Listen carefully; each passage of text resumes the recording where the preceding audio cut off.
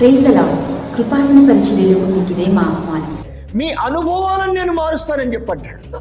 మీ అనుభవాలను మారుస్తాను, మరలా ఈ దేశానికి తీసుకొచ్చి మిమ్మల్ని ఇక్కడ స్థాపిస్తానంటాడు. దేవుడు అంటాడు మీ జీవితంలో నూతన కార్యాలు చేస్తానని చెప్పని మాట్లాడుకుంటూ వచ్చాడు. Praise the lord.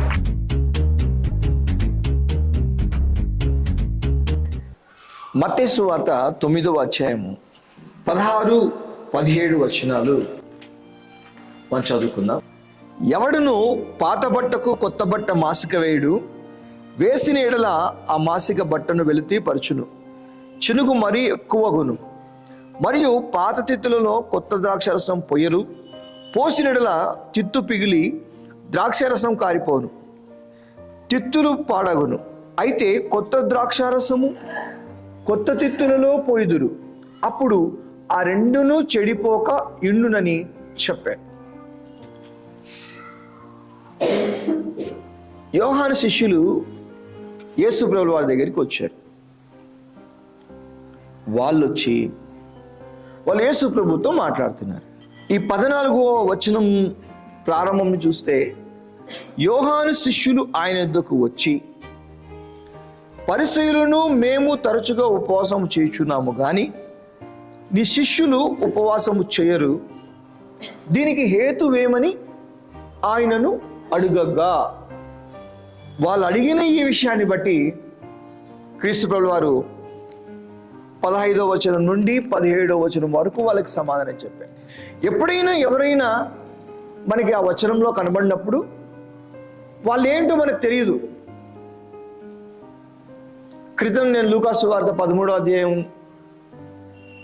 ఉన్నటువంటి విషయం మాట్లాడినప్పుడు కూడా గలిలయల గురించి, గోపురం కూలి చనిపోయిన వారి గురించి మాట్లాడినప్పుడు కూడా వాక్యంలో వాళ్ళు వచ్చి ఇట్లా అడుగుతున్నారు అని మాత్రమే చూస్తాం. కానీ వాళ్ళేంటో, వాళ్ళ అంతరంగాలు ఏంటో యేసుక్రీస్తుని చూస్తే మనకు అర్థమవుతుంది. దేవుని వాక్యానికి ఎంత శక్తి ఉందంటే, నేను దేవుని సన్నిధికి వచ్చి ప్రారంభంలో నేను వెళ్ళి కూర్చోగానే దేవుని వాక్యం నాతో మాట్లాడేది.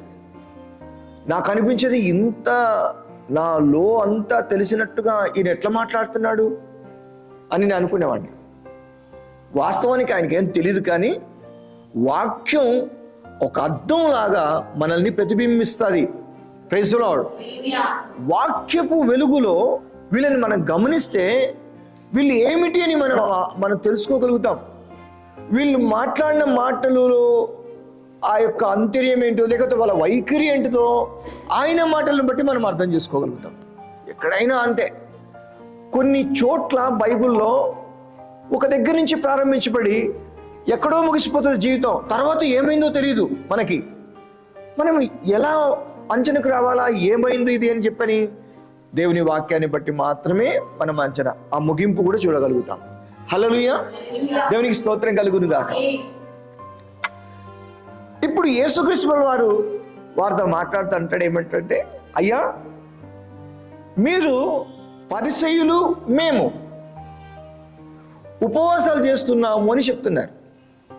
వీళ్ళని గురించి మనం చూస్తే వీళ్ళు ఇంకా మేము ఎవరి మాట వినాల్సిన అవసరం లేదు, మాకు ధర్మశాస్త్రం ఉంది, మాకు ప్రవక్తలు ఉన్నారు, మాకు ఉపదేశం అక్కర్లేదు, ఇంకా చెప్పాలంటే, ఇంకా సూటిగా చెప్పాలంటే మేము చాలా బాగున్నాం, మాలాగా ఎవరు లేరు అని అనుకున్నారనమాట. అందుకే పరిసయ్యుని ప్రార్థనలో మనం ఏం చూస్తామంటే, ఇదిగో నేను ఈ సుంకర్లాగా లేను అని చెప్పారన్నాడు, నేను వ్యభిచారిలాగా లేను, తాగుబోతులాగా లేను అని చెప్పన్నాడు. అంటే ఆయన ఏమేం చేసుకున్నాడంటే, ఇంకా నేను 100% ఓకే అని చెప్పాను అనుకున్నాడు. చాలా మంది జీవితాల్లో దేవుని వాక్యానికి విరుద్ధంగా ఉంటాం మనం. దేవుని వాక్యం ఏమంటదంటే, యెషయా గ్రంథంలో, ఇర్మియా గ్రంథంలో, యెహెజ్కేలు గ్రంథంలో, ఇవన్నీ ప్రవక్తల గ్రంథాలు వెళ్ళి చూసినప్పుడు దేవుడు ఆ ప్రజలతో ఏం మాట్లాడతాడంటే, మీ అనుభవాలను నేను మారుస్తానని చెప్పంటాడు. మరలా ఈ దేశానికి తీసుకొచ్చి మిమ్మల్ని ఇక్కడ స్థాపిస్తానంటాడు. దేవుడు అంటాడు మీ జీవితంలో నూతన కార్యాలు చేస్తానని చెప్పని మాట్లాడుకుంటూ వచ్చాడు. Praise the Lord. దేవునికి మహిమ కలుగును గాక. అసలు దేవుని మనసును మనం చూస్తే ఆయన నూతన ఆకాశము నూతన భూమిని కలగజేసేటువంటి మనసు కలిగినటువంటి వాడిగా మనం చూస్తాం. అంటే ఆకాశాన్ని మార్చేస్తాడు మన కోసము భూమిని కూడా మార్చేస్తాడు. మన అనుభవాలను ఏం చేస్తాడు? మార్చాలనుకుంటున్నాడు. ఆయనేమో నూతన క్రియ నేను చేస్తున్నాను. యెషయా గ్రంథం 43:19 నూతన క్రియ నేను చేస్తున్నాను, దాని గురించి మీరు ఆలోచింపరా అంటే వీళ్ళేమంటున్నారంటే మేము బాగా ఉన్నాము, మేము మంచిగా ఉపవాసాలు ఉంటున్నాం, మేము ప్రార్థన చేస్తుంటున్నాం, ఆ నూతన క్రియ మాకేం అవసరం లేదు, మా అనుభవాలు మార్చబడాల్సిన అవసరం లేదు, నువ్వు చేసే క్రియ మాకు అవసరం లేదు అన్నట్టుగా ఆయనకి వీళ్ళకి సంబంధం లేనట్టుగా ఉండిపోయినారు. చాలా మంది అంతే. దేవుడు నా జీవితంలో ఇది జరగాలి, దేవుని వాక్యం ఇలా వెలువడినప్పుడు ఆ వాక్యాన్ని పట్టుకుని దేవ ఇది జరుగును గాక.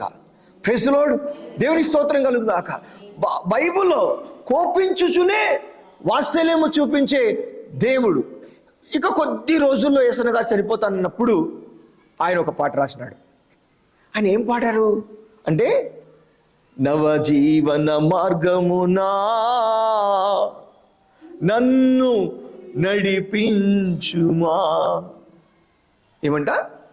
నాకేం కావాలా? ఒక మార్గం అనేది నువ్వు తెరిచావు, అదే నూతనమైన ఒక మార్గము. ఆయన ఎన్ని సంవత్సరాలు పరిచయం చేశాడు.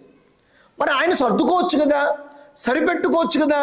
ఇదిగో నేను మంచి సేవ చేస్తున్నాను, మంచిగా సంఘాలు స్థాపించాను, మంచిగా విశ్వాసం దేవుని కొరకు ఆత్మను సంపాదించాను, ఇంత చేశాను, దేవుని రాజ్యములో నన్ను గురించి సంతోషం ఉంటుంది, ఆ కార్యాల గురించి ఆనందం ఉంటుంది, కృప నిష్ఫలం కాలేదు అని చెప్పని ఆయన సరిపెట్టుకోవచ్చు కదా.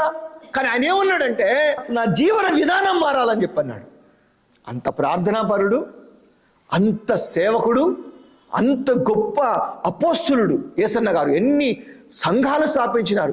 ఈరోజు తమిళనాడులో అనేక సంఘాలు ఉన్నాయి, గోవాలో సంఘం ఉంది, కర్ణాటకలో సంఘాలు ఉన్నాయి. ఏమన్నాడు?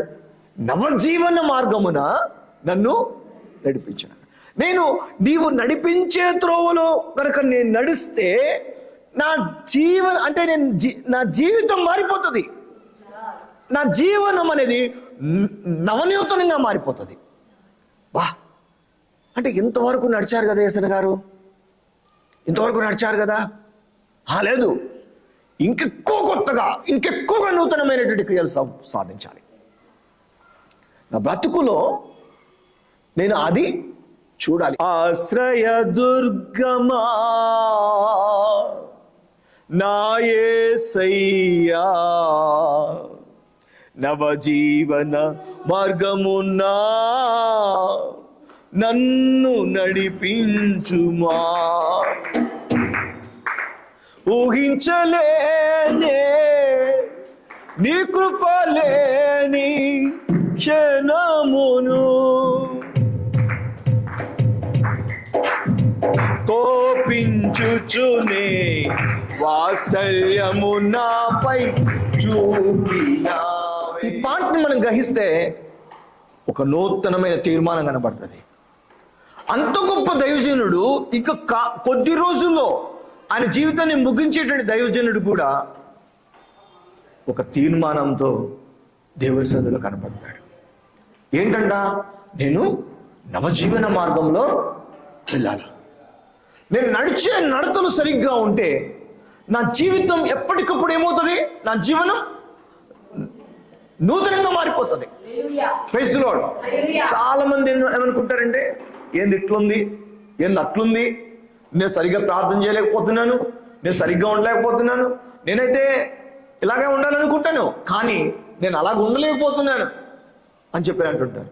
కారణం ఏంటో తెలుసండి? నీవు నడిచే త్రోవలు సరిగ్గా లేకపోవడం వల్ల నీ ఆత్మీయ జీవితం సరిగ్గా ఉండదు. నీ విశ్వాస నడత అది ఈ మార్గంలో అవలంబించుచున్న వారిని అని కనబడుతుంది వాక్యంలో. అదేంటిదంటే ఒక తీర్మానం కలిగిన వ్యక్తి నడిచేటువంటి మార్గం అది. నడత అంటే ఏంటిదంటే విశ్వాసమే మనిషిని ముందుకు తీసుకుని వెళ్తుంది. అంటే నన్ను అలా నడిపించు అని అడుగుతున్నాడంటే ఒక ఉన్నత తీర్మానం. దాన్ని ఎలా అనుకోవచ్చు? అయ్యా, గత సంవత్సరంలో లాగా కాకుండా నేను ఇంకెక్కువగా ఫలించేటువంటి వాడిగా ఉండాలి. ఇదిగో నా జీవితం ఇంకా సరిచేయబడాలి, ఇంకా నేను దేవునికి దగ్గర కావాలి, ఇంకా దేవుని కార్యాలు సాధించుకోవాలి. భక్తులను చూస్తే నిజంగా ఎందుకు దేవుడు వాళ్ళని మన ముందు ఉంచినాడో మనకు అర్థమవుతుంది. అవును, కానీ వీళ్ళు చూడండి, దేవుడు ఒక నూతన క్రియ చేస్తానని చెప్పాను అన్నాడు, మీ స్థలంలో మారుస్తానన్నాడు, అది మొలిచింది అంటే ఆరంభమైంది అని చెప్పినాడు. 750 సంవత్సరాలకు మున్పే అది ఆరంభమై క్రీస్తు ఈ లోకానికి వచ్చి ఆయన సున్నతి పొందిన తర్వాత ఆ క్షణం మొదలుకొని నూతనమైనటువంటి ఒక శకం ప్రారంభమైంచబడింది. అక్కడ నుంచి పాపులు, సుంకరులు, పరిసయ్యులు అనేకులు మారిపోతూ ఉన్నారు. వాళ్ళ జీవితం ఆయనతో నడుస్తూ నవజీవనంగా మారిపోయింది. Praise the Lord. దేవునికి స్తోత్రం కలుగును. వాళ్ళు వాళ్ళ కుటుంబాలని తరింపజేసుకున్నారు, వారి జీవితాల్ని తరింపజేసుకున్నారు, వాళ్ళ సరౌండింగ్స్ లో ఆశీర్వాదాన్ని తెచ్చుకున్నారు. నవజీవన మార్గంలో దేవుడు చేసే కార్యం చాలా గొప్పగా ఉంటుంది. మారాలా, మన భక్తిలో కొత్తదనం రావాలా, మన యొక్క విశ్వాసంలో కొత్తదనం రావాలా, ఒక తీర్మానం మనకు కావాలా. అందుకే యేసయ్య అంటున్నాడు, మీ ఆత్మీయ జీవితం గొప్పది, మీరు చాలా మంచోళ్ళు, మీరు మీ నీతిని స్థాపించుకుంటూ ఉంటారు, కానీ వీళ్ళైతే మార్పులు కోరుకుంటూ ఉన్నారు. ఇక నుంచి నేను ఎలాగ ఉండాలి అని ఒక తీర్మానం తీసుకున్నారంట. దేవుని స్తోత్రం కదా.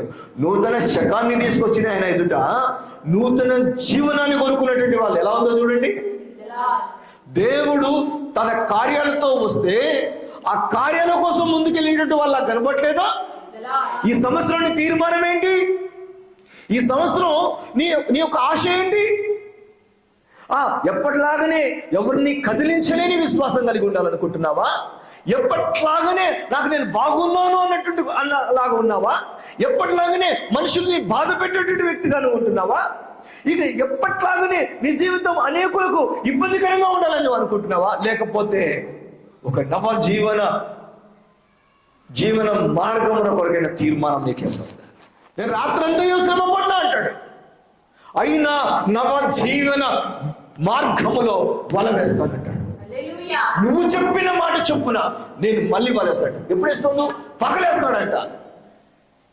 రాత్రి వేసినా పగలేసినా ఏ కాలం వేసినా నవజీవన మార్గంలో ఆయన నీతో ఉన్నప్పుడు నువ్వు ఫలించగలుగుతావు. ఇది నవజీవన మార్గం. ఇంతకు ముందు నా భక్తితో వేస్తాను, నా శక్తితో వేస్తాను, నాకు తెలిసిన జ్ఞానముతో చేస్తాను, నేను అలాగా నడిచాను. కానీ ఇప్పుడు నువ్వు చెప్పినట్లుగా నీ కార్యాన్ని బట్టి నూతనమైన క్రియలు జరిగిస్తానన్నావే, ఆ మాటను బట్టి నన్ను సరి చేసుకొని ఆ మార్గంలో నడుస్తూ బల వేస్తాను. దేవుని బిడ్డలారా, మార్చుకుందాం, తీర్మానాలు తీసుకుందాం. ఇక నుంచి ఇన్ని గంటలు ప్రార్థన చేస్తాను, ఇక నుంచి మనుషుల్ని అగౌరవంగా మాట్లాడను, మనుషుల్ని అమర్యాదగా ప్రవర్తించను, మనం అందరినీ దేవుని కొరకు సంపాదించడం కోసం అందరి వంటి వాడనైతాను అని చెప్పి అలాంటి ఒక తీర్మానం తీసుకోవాలి. తల్లిదండ్రులను దుఃఖపెట్టే, మోసపరిచే బతుకు నాకు వద్దు అని తీర్మానం తీసుకోవాలా? కుటుంబానికి ఆశీర్వదకరంగా నేను నిలబడాలని తీర్మానం తీసుకోవాలా? పాడైపోయేదానికంటే బాగుపడేదానికి, బాగుపరిచేదానికి మనం నిలబడి తీర్మానం తీసుకోవాలా? నీ తీర్మానం దేవుడు కోరుతున్నాడు. బేషరతుగా చెప్పాను, దేవుని దగ్గర నుంచి నీకు వాక్యం తీసుకొచ్చాను, నూతన క్రియ ఆయన నీ జీవితంలో చేయబోతున్నాడు. దేవుడు నీలో తీర్మానం అడుగుతున్నాడు. ఈరోజు నీకు ఘనతనిచ్చేటువంటి సహవాసం గురించి తీర్మానం రావాలి. నీకు ఒక తీర్మానం తీసుకుంటే దానికి తగ్గ ఫలితము చూస్తూ వస్తాం. ప్రైజ్ గాడ్, హల్లెలూయా. నీతో చేసిన తీర్మానములు స్థిరపరచుతుంటివే, నాతో నీవు చేసిన నిబంధనలన్నీయు నెరవేర్చుచుంటివే. అవును, నువ్వు అవి పొందుకుంటున్నప్పుడు నీకు తెలుస్తుంది దేవుడు ఎందుకో. ఇంకా బలంగా దేవుళ్ళు నువ్వు పాతుకొని పోతావు. అసలు నువ్వు దేవునినే చూడకుండా లోకంలో మునిగి ఉంటే, దేవుని కార్యాలు నువ్వు చూడుకుంటే, నువ్వు ఏది ఏంటిదో ఎలా గ్రహించగలుగుతావు? నీతో చేసిన తీర్మానములు స్థిరపరచితివే. ఎక్కడ స్థిరపరచబడతాయి ఇవి? నువ్వు తీర్మానం తీసుకుంటావు, వాళ్ళ దగ్గర తీర్మానం తీసుకుంటావు, లేకపోతే నూతన సంవత్సరం తీర్మానం చేసుకుంటావు. తీర్మానం చేసుకున్న తర్వాత నీకు ఆ తీర్మానం నిలబడడం చేత కాకుండా పోతుంది. అవునా కాదా? ఇలా మాట్లాడకూడదంటే అలాగే మాట్లాడతావు, ఇది చేయకూడదంటే అలాగే చేస్తావు. నీవు తీసుకున్న తీర్మానం ఏంటిది, నువ్వు బ్రతికే విధానం ఏంటిదని చెప్పి నీ విశ్వాసాన్ని మానుకుంటావు. ఇంక నేను దాంట్లో నిలబడినప్పుడు నేను ఎందుకు తీర్మానం తీసుకోవాలని చెప్పని చాలామంది ఇంకా తీర్మానాన్ని కూడా వదిలిపెట్టేస్తారు. కానీ నవజీవన మార్గంలో ఆ తీర్మానం దేవుడు స్థిరపరుస్తాడు. Praise the Lord. దేవునికి స్తోత్రం కలుగుగాక. నేను పరిశుద్ధుడుగా ఉండడానికి తీర్మానం తీసినప్పుడు, నేను ఆ నవజీవన మార్గంలో నేను నడిచినప్పుడు, ఆ కొత్త ద్రాక్షరసాన్ని నింపుకునే ఒక కొత్త చెట్టుగా నేను ఉండినప్పుడు, ఆ ద్రాక్ష రసాన్ని తట్టుకునేవాడిగా ఉండి ఆ మాధుర్యాన్ని మోసుకుంటూ ఉంటాడు. నీ తీర్మానం దేవుడు స్థిరపరిచేటువంటి రోజు నువ్వు చూస్తావు. నీ పరిశుద్ధతని నీ కళ్ళతో నువ్వు చూస్తావు. నువ్వు తీసుకున్న తీర్మానం చొప్పున దానియేలు ఏ విధంగా అయితే ఆ తరమునకు నిలబడ్డాడో, నీ తరానికి నువ్వు నిలబడడం నీ కళ్ళు చూస్తాయి. అయితే నీకేం కావాలా? నవజీవన మార్గపు తీర్మానం కావాలి. మేమంత ఈజీగా ఈ బైబుల్ టీచర్స్ కాలే, మేమేదో పిచ్చురమై బోధించట్లే, మేము వీటిని అనుభవించి బోధిస్తున్నాం. ఏంది నా బతుకు, నేను ఎక్కడ ఉండాలా, ఎట్లాంటి సేవకుని నేను, ఎలా దేవుడు ఆ యొక్క తీర్మానాన్ని స్థిరపరిచాడు, ఎలాగా నిబంధనలు దేవుడు నెరవేరుస్తూ వచ్చాడు. ఇప్పుడంత చిన్నదేం కాదు దేవుని కార్యం. చెప్పడానికి జీవితం సరిపోదు. ఏంది ఏ ధైర్యంతో బతకాలనుకుంటున్నారు?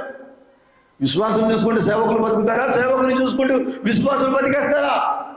లేకపోతే ఆస్తులు చూసుకొని బతికేద్దామా? మనుషులను చూసుకొని బతికేద్దామా? ఏ ధైర్యం అనుకుంటున్నారు? నువ్వు కొండ అనుకునేదే తొలగిపోతుంది, నువ్వు మెట్ట అనుకునేదే తత్తరిల్లిపోతుంది. కొండలు తొలగిపోయినా, మెట్టలు తత్తరిల్లిపోయినా దేవుని కృప నిరంతరం నిలిచి ఉంటుంది. Praise the Lord. దేవుని కృప ఎప్పుడు పోదు.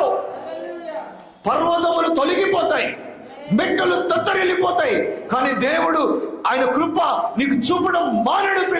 జనాగమా హల్లెలూయా. అట్లాంటి దేవుడు చేసే కార్యం కొరకు ఒక నూతనమైన తీర్మానంతో, ఒక నిబంధనతో మనం నడవాలి. మనము రాజుల గండంలో ప్రజలంతా దేవుని నిబంధనని తోసివేస్తే, బలిపీఠాలు తోసేస్తే, దేవుడు అన్నాడు కదా, నిబంధన చేశాడు కదా, నేను ఇలా చేస్తాను నీ జీవితంలో అన్నప్పటికీ కూడా వాళ్ళు ఆ దేవుని నిబంధనతో చేస్తున్నారట. నిబంధన జనులు నిబంధన లేని వారిగా అయిపోయి యెజబెలు పాదాల దగ్గర దురాత్మల సహవాసంతో చీకటి శక్తులలో లేనిపోని దాన్ని అనుభవిస్తూ భయపెడుతూ జీవిస్తున్నారు. ఎందుకు ఆ ప్రజలు అంతగా పాడైపోయినారంటే దానికి కారణం ఏంటి? నిబంధన త్రోసివేసినారు. ఏలియా మాటలు మనం చూస్తాం. ఈరోజు చాలా మంది దేవుని పిల్లలు భయపెడుతూ లేనిది వాటిని కల్పిస్తూ విశ్వాసులే చెరుపు చేయి పిల్లలాగా ఎందుకున్నారో తెలుసా అండి? నిబంధన లేకపోవడం వల్లనే. దానియేలు గురించి యాసన్ గారు ఏమంటారు? దానియేలు అయితే దేవునితో నిత్య నిబంధన చేసినాడంట. దేవా, ఇదిగో నా జీవితం నీకే, నీతోనే నా జీవితం. బా, ఆ నిబంధన దేవుడు ఎంత గొప్పగా తీసుకున్నాడండి.